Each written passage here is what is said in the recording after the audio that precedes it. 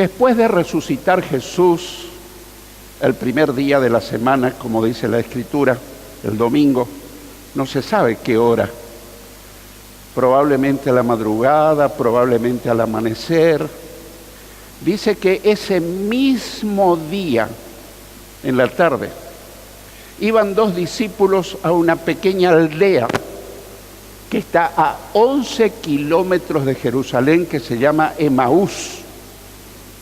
Y ellos iban muy quebrantados, muy preocupados por todo lo que habían visto y vivido. Habían visto a Jesús, su Señor, su Salvador, su Maestro, que había sido crucificado, que había muerto. Iban conversando de esas cosas, apesadumbrados, tristes. Y dice el relato bíblico que en ese momento Jesús aparece y empieza a caminar con ellos. Y le dice, ¿de qué van hablando ustedes? Y ellos se sobresaltan y dicen, pero tú eres el único extranjero que no sabes lo que pasó estos días en Jerusalén. ¿Qué pasó?, le dice el Señor. Yo me admiro de la forma como Él le hacía hablar a los discípulos. ¿Qué pasó? Pero ¿cómo es que no te enteraste? Que Jesús, el Mesías, el Maestro, el Señor, que murió en la cruz, que murió y vamos mal, palabras más, palabras menos.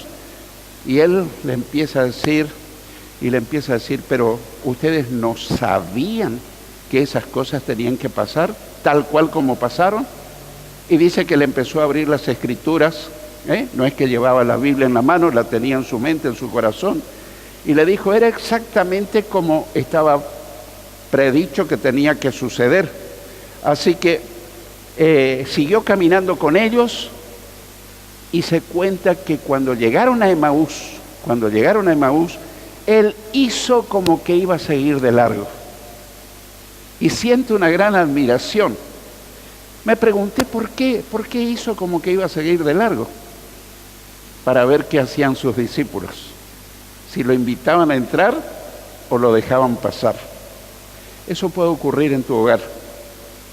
Jesús todos los días quisiera estar en tu hogar para traerte fe, esperanza, alegría, gozo, para decirte cosas que necesitas y que yo necesito. Pero ¿cuántas veces nosotros estamos distraídos con nuestros problemas y no lo invitamos? Y entonces ellos lo invitaron. Señor, quédate con nosotros porque ya se hace tarde. Y entonces entran. Hasta ahí ellos no sabían que era Jesús. Yo no sé por qué estaban muy turbados. Estaban turbados, pero yo no sé por qué no lo reconocían. Cuando uno está lleno de problemas, a veces es como que se pone ciego y sordo. Jesús no está hablando en este momento, pero si estás muy aturdido en problemas, dificultades, es como que lo que vas a escuchar no significa mucho. Pero sin embargo, el mensaje de su palabra puede revolucionar tu vida y terminar el culto y volver a casa lleno de gozo, lleno de optimismo, lleno de fe, lleno de esperanza. Porque para eso venimos al culto, para no volver como hemos llegado. En el culto hay cosas que Dios nos quiere dar a cada uno de nosotros y nos conoce. Pero si yo estoy sentadito en el culto y en mi mente yo estoy pensando, ay, los problemas de mañana, de pasado, que esto, que el otro, estoy físicamente, pero anímicamente, espiritualmente estoy ausente, no vine al culto. Y a veces nos puede pasar eso. Así que por eso yo te digo, despierta, despierta, despierta. Atiende que el Señor te está hablando.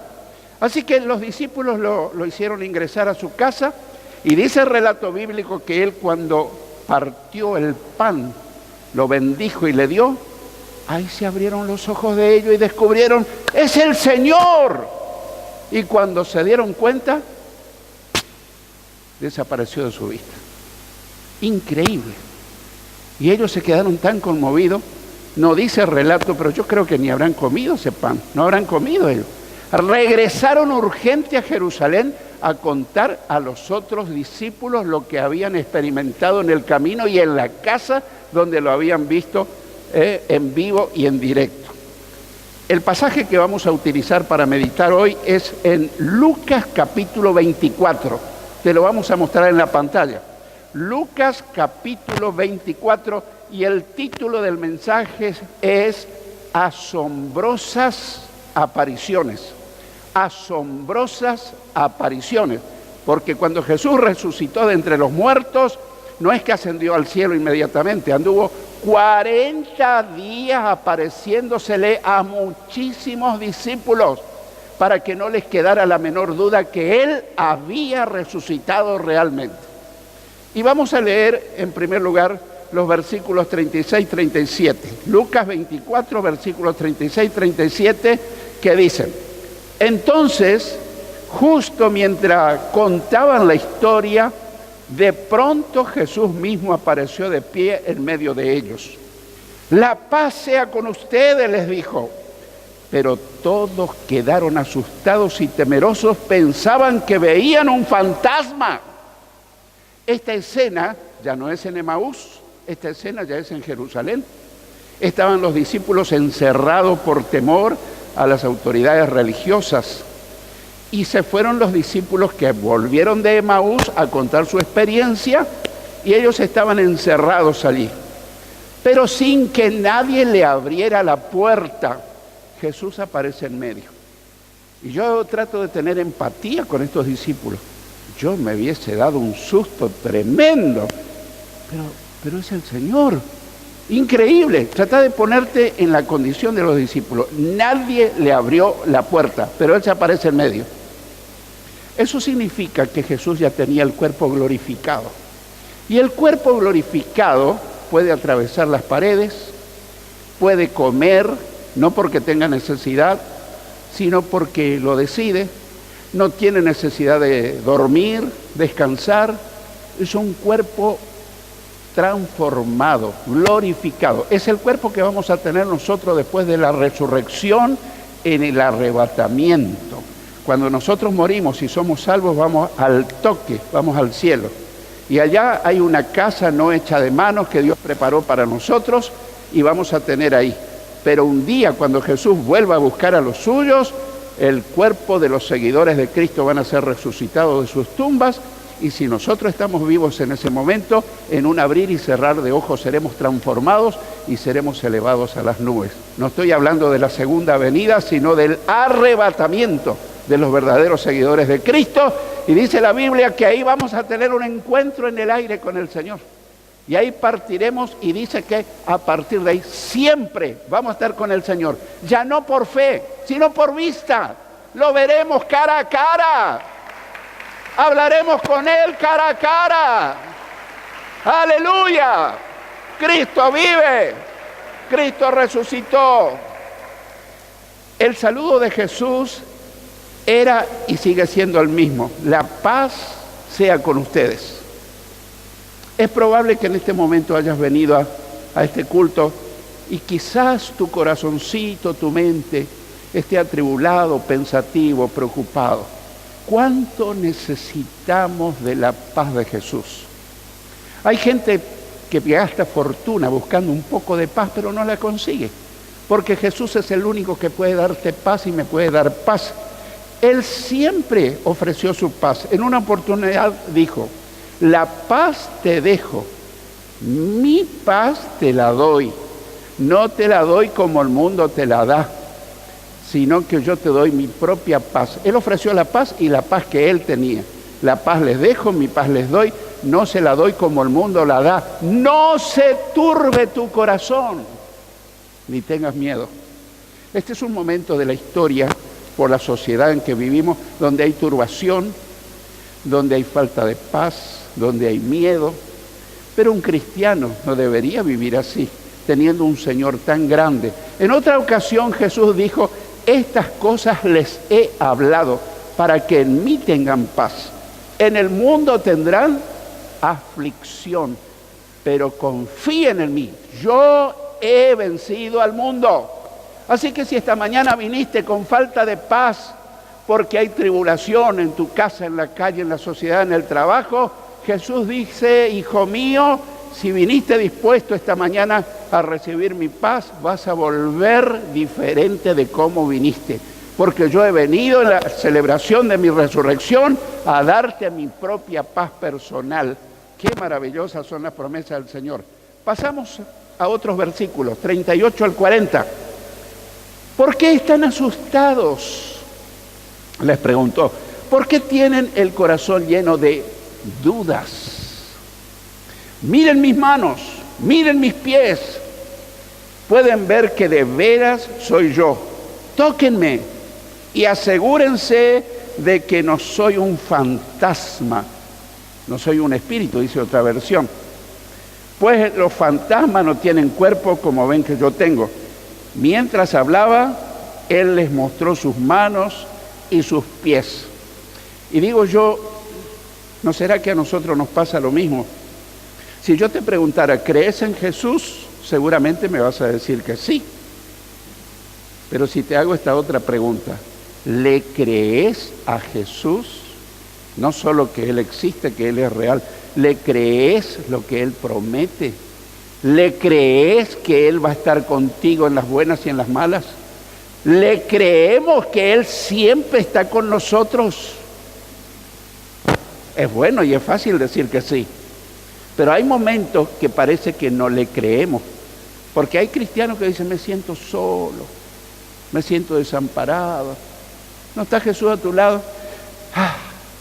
Sí, pero me siento igual solo. Eso es igual que la temperatura, ¿eh?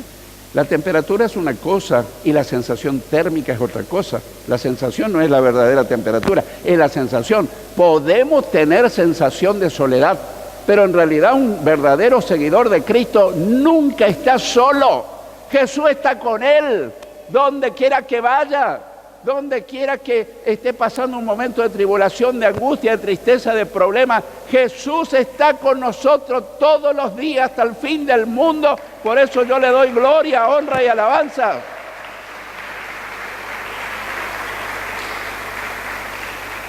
Y yo digo, qué increíble la compasión del Señor, la paciencia y la comprensión que tuvo para con sus discípulos y para con nosotros. Unos días después estaban reunidos y Tomás, uno de los discípulos, no estaba. Ay, Tomasito, ¿por qué faltó al culto Tomás ese día? Yo no sé si era una falta justificada o él quedó mirando televisión o tal vez en internet. Estarás entendiendo que te estoy hablando entre comillas, que internet va a haber en esa época. Pero hay faltas y faltas. Hay falta justificada y hay falta injustificada. Yo no sé qué le pasó a Tomás, pero te puedo decir que en cada culto el Señor me bendice para que yo crea más en Él, para que mi fe esté más radiante, más fuerte, para poder sostenerme en los embates de la vida. Y no estaba Tomás, no estaba. Y durante la semana los otros discípulos le dijeron, Tomás, lo que te perdiste por haber faltado. Yo estoy parafraseando, no dice exactamente así. Al Señor hemos visto. Y Tomás dice, no, yo no creo. Si yo no lo veo, lo toco, pongo mis manos en sus heridas y toco su costado, yo no creo. Era creyente, incrédulo. ¿No habrá alguno entre nosotros así?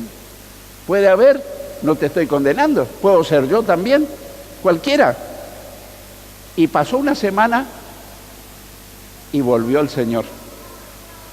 Y Tomasito volvió a la reunión. Y entra el Señor repentinamente y le dice, paz a vosotros. Y lo primero que hace fue dirigirle la palabra a Tomás. Tomás, vení a acercarte, comprobar que soy yo. Poné tus manos en mis heridas, en mi costado, comprobá. Y Tomás tiene tanta vergüenza, se siente tan mal por haber dudado de que Él resucitó, que fue real, lo que se perdió. Y Tomás no se anima a tocarlo. Y dice, Señor mío y Dios mío. Y Jesús dice, porque me viste, Tomás, creíste. Dichosos, bienaventurados, felices, los que sin ver creyeron.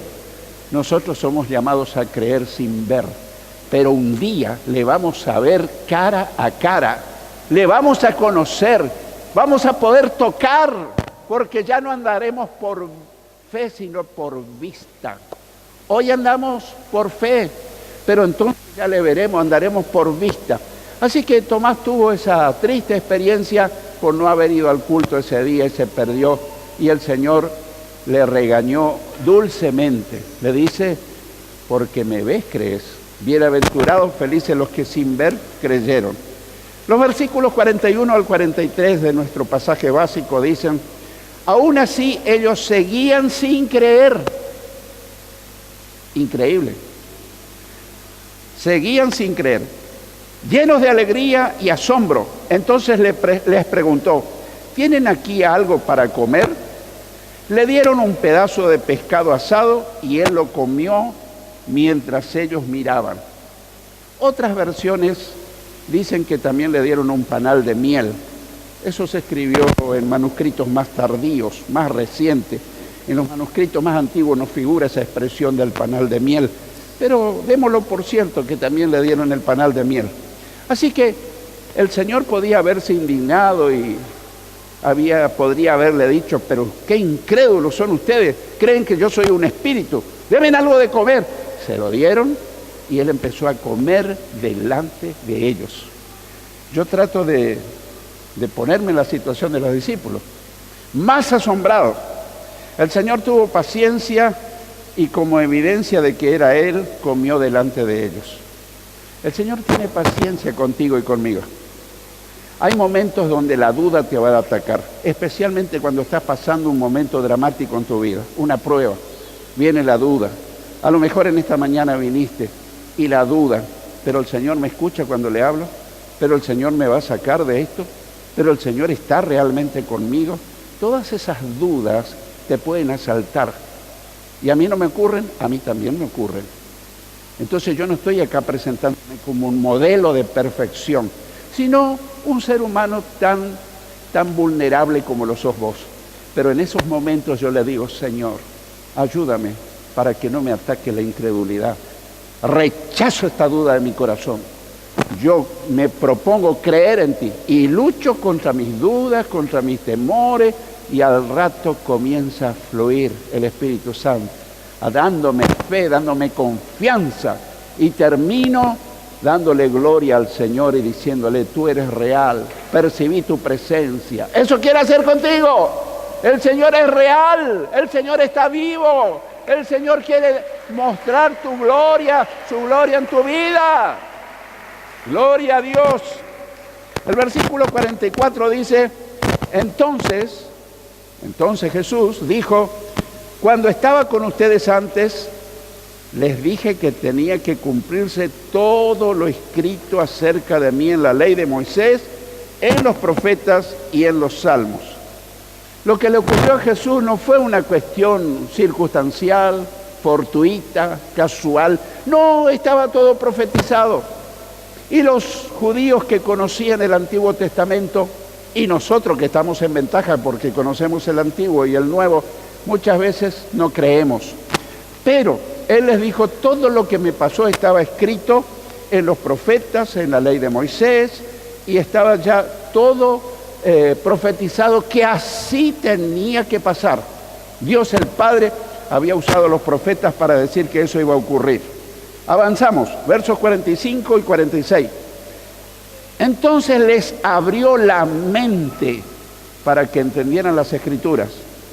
Y dijo, efectivamente, se escribió hace mucho tiempo que el Mesías debería sufrir, morir y resucitar al tercer día. Y de acá aprendemos varias cosas.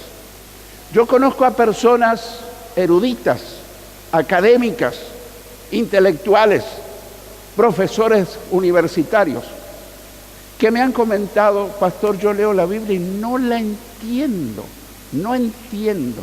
Y son personas muy inteligentes. Y conozco a personas semianalfabetas que apenas pueden leer y lo entienden muy bien a todas las promesas del Señor. ¿De qué estamos aprendiendo? La palabra de Dios no la podemos entender intelectualmente, sino espiritualmente. Cuando el Espíritu Santo entra en nuestra vida, entonces Él nos empieza a explicar, a dar luz, entendimiento. ¿Y cuándo entra en nuestra vida? Cuando nosotros recibimos a Cristo en el corazón como Salvador y Señor. Si lo hacemos de verdad, dice la palabra de Dios que en ese momento el Espíritu viene a vivir en nosotros. Eso no es el bautismo en el Espíritu Santo. Esa es la presencia del Espíritu en la vida de todo verdadero creyente. Y el que no tiene el Espíritu de Cristo no es de Él, dice Romanos capítulo 8. Así que el Espíritu Santo está en tu vida si recibiste a Cristo. Y si vos estás pasando un momento dramático o no entendés una promesa, decirle, querido Espíritu Santo, yo necesito que me reveles cosas que en este momento necesito estar seguro, saber que Cristo está conmigo, que Cristo me ayuda, que Cristo me sigue amando, que Cristo me quiere perdonar todo, que Cristo me ofrece su paz. Y en ese momento el Espíritu va a empezar a fluir en tu vida y te va a recordar promesas maravillosas del Señor y vas a terminar tu tiempo de devoción personal sintiéndote un campeón victorioso, con una fe radiante, con una fe de victoria. Pero tenemos que invertir tiempo con el Señor. Así que la palabra se entiende con la ayuda del Espíritu Santo. Cuando Jesús vive en nosotros, como ya expliqué, el Espíritu viene a vivir en nosotros. Y ahora estamos llegando a los versículos, tal vez los más importantes de todo el pasaje. Versículos 47 y 48 son los de mayor relevancia. Dicen, también se escribió que este mensaje se proclamaría con la autoridad de su nombre a todas las naciones, comenzando con Jerusalén. Hay perdón de pecados para todos los que se arrepientan. Ustedes son testigos de todas estas cosas. Y ahí, agárrate, se viene un encargo de parte del Señor. Dice varias cosas.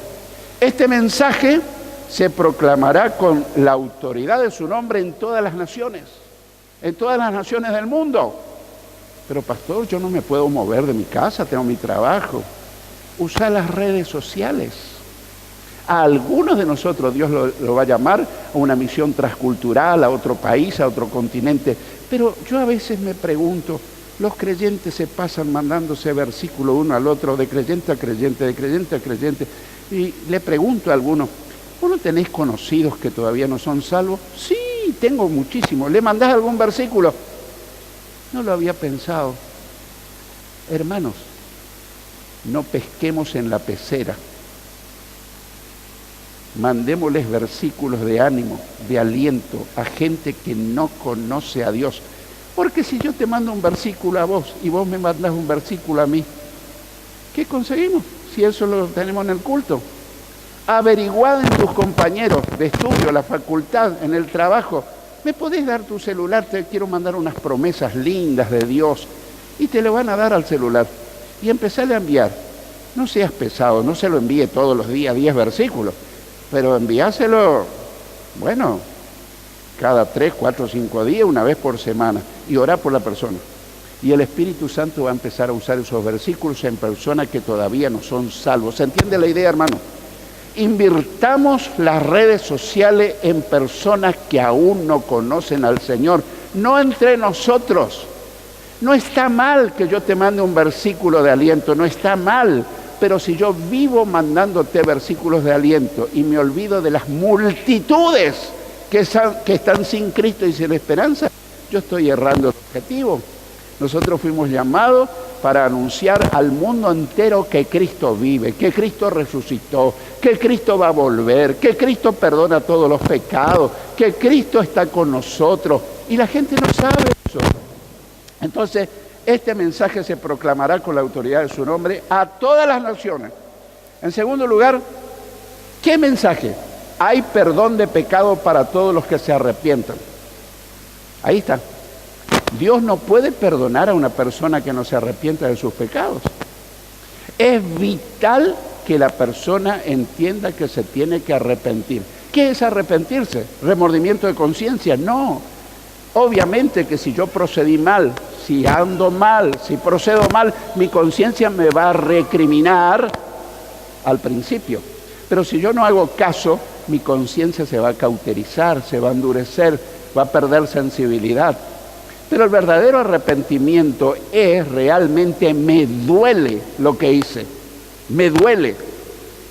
Te pido perdón, Señor, y te pido ayuda, y esto no lo hago más. Y pasa el otro día, y pasa la otra semana, y pasa el mes, y como yo tomé la firme decisión, ese pecado que cometí o esos pecados, no los hago más. Arrepentimiento es un cambio de mentalidad. Arrepentimiento es darle la espalda a todo lo que a Dios no le agrada y caminar hacia Jesús. Es el verdadero arrepentimiento. ¿Cuál es el mensaje vital central del Evangelio? Que hay perdón de pecado para todo aquel que se arrepiente. ¿Qué pecado? Todo pecado. A lo mejor viniste a este lugar, a lo mejor todavía no sos creyente o a lo mejor ya lo sos. No estás exento de cometer errores. Y a lo mejor en tu conciencia hay algo que te acusa. Y el diablo usa eso y dice, ¿viste? Dios no te perdona, Dios no te ama. Por eso estás como estás. Y vos decís, sí, es probable que sea cierto. Ahí nomás date vuelta y decirle, te reprendo, diablo mentiroso. Jesucristo me sigue amando. Y ahora mismo yo le pido perdón, reconozco, Jesús, perdóname, perdóname. Y con tu ayuda no volveré a lo mismo. Y al instante Dios te perdona todo. ¿Cuánto te perdona? ¿Cuánto más? Todo. No hay pecado que Jesús no perdone. Pero hay una condición: reconocerlo, confesarlo y apartarme. El que esconde sus pecados no prosperará, pero el que los confiesa y se aparta alcanzará misericordia. ¡Qué glorioso! Pero a veces yo no me quiero arrepentir. Tengo que pedirle, Señor, dame arrepentimiento, dame arrepentimiento. Y en tercer lugar, dice, ustedes son testigos de estas cosas. ¡Ay, ay, ay! Yo pensé que así no me iba a terminar el mensaje. Ahora me está responsabilizando. Y Jesús me dice, si sos un seguidor mío, yo te declaro mi testigo. ¿Para qué, Señor? Para que cuentes cuán grandes cosas hice con tu vida. Yo te saqué del fango del pecado, te limpié, yo te purifiqué, te santifiqué, anoté tu nombre en el libro de la vida del cielo y volveré a buscarte para que estés conmigo para siempre. Pero quiero que mientras vivas en el planeta Tierra le cuente a tus amigos, a tus compañeros y a la gente que conozca que yo quiero hacer con ellos lo mismo que hice contigo. ¡Gloria a Dios!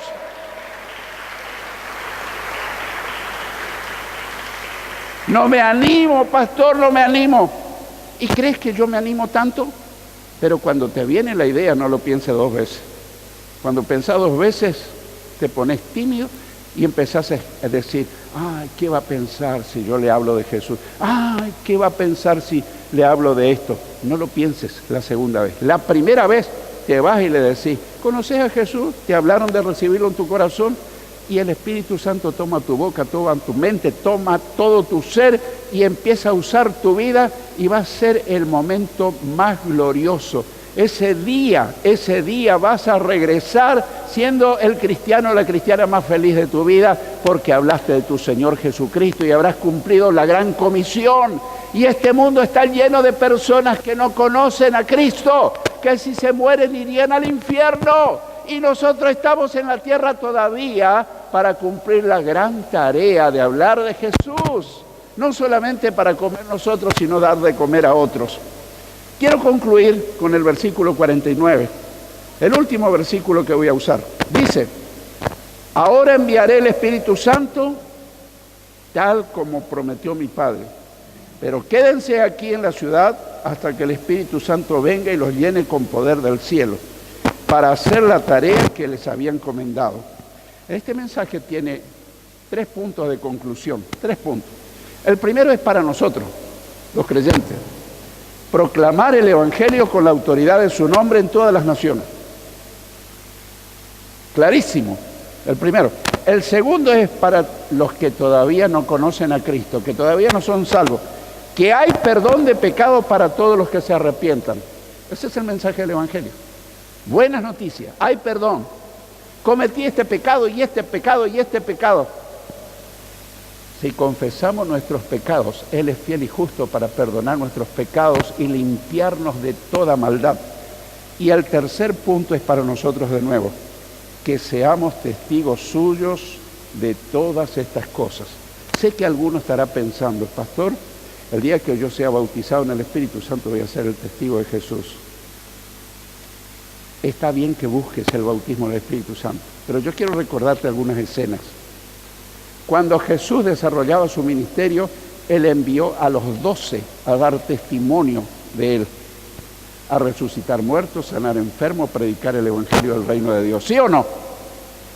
¿Ya habían recibido el bautismo del Espíritu Santo? No, porque eso ocurrió después que Él partió al cielo en Pentecostés. Después, como si fuera poco, envió ¿a cuántos? Después de los 12, a 70. Sin bautismo en Espíritu Santo. Sin bautismo en Espíritu Santo.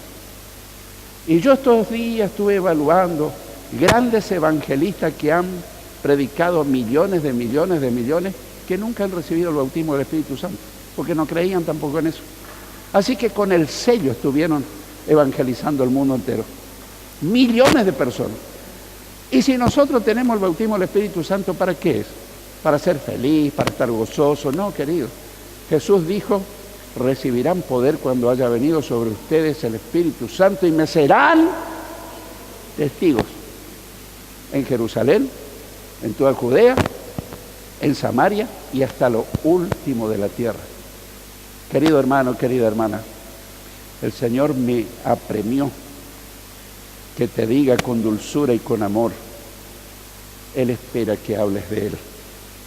Él espera que no te enredes hablando de iglesia, de doctrinas, de tu pastor, de tu líder, sino que tiene que haber en tu corazón un fuego santo que te impulse a hablar de Jesucristo día y noche. Te crean o no te crean, se burlen de vos o se conviertan. Predica la palabra a tiempo y fuera de tiempo. Mientras estás en un lugar esperando para cobrar la jubilación, o mientras estás haciendo fila para inscribirte en la facultad, en cualquier lugar, Cristo tiene que ser el tema de tu vida. Y yo te puedo asegurar que tu vida va a ser revolucionada. Y muchas respuestas que están demoradas van a empezar a tener respuestas, valga la redundancia. Muchas oraciones que todavía Dios no respondió. Y Él dice, bueno, busca primeramente el reino de Dios y su justicia y todas las demás cosas te serán añadidas. El que tenga oídos para oír, oiga lo que el Señor te dice y me dice.